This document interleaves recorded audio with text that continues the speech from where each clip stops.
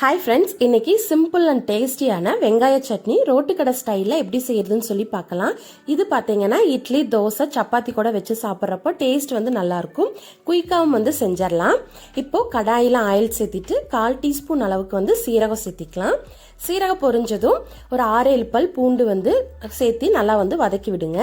இது கூடவே சின்ன வெங்காயம் வந்து ஒரு 15 சின்ன வெங்காயம் வந்து எடுத்திருக்கேன். அதையும் சேர்த்திட்டு நல்லா வந்து ஃப்ரை பண்ணி விட்டுக்கலாம்.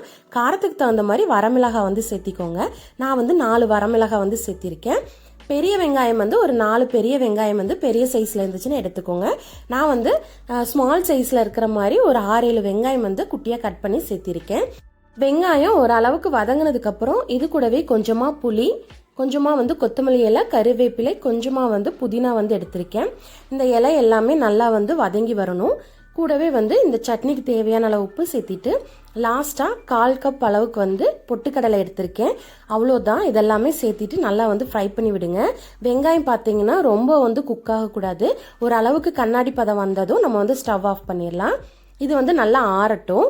இப்போ மிக்ஸி ஜாருக்கு மாற்றிட்டு தேவையான அளவு தண்ணி சேர்த்து நல்லா வந்து நைஸாக அரைச்சி எடுத்துக்கோங்க. நான் வந்து சட்னி எப்பவுமே வந்து நைஸாக தான் அரைப்பேன். இப்போ கடாயில் ஆயில் சேர்த்திட்டு கடுகு, கடலைப்பருப்பு, உளுத்தம்பருப்புலாம் சேர்த்திட்டு கருவேப்பிலை சேர்த்திட்டு ஒரு 2 வரமிளகாய் வந்து சேர்த்திருக்கேன்.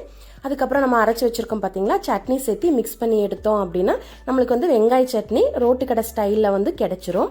இந்த சட்னி வந்து கொஞ்சம் தண்ணி மாதிரி தான் இருக்கணும். டேஸ்ட் பார்த்தீங்கன்னா சூப்பராக இருக்கும். கண்டிப்பாக ட்ரை பண்ணி பாருங்கள். ட்ரை பண்ணி பார்த்துட்டு எப்படி இருந்ததுன்னு சொல்லி கமெண்ட் பண்ணுங்கள்.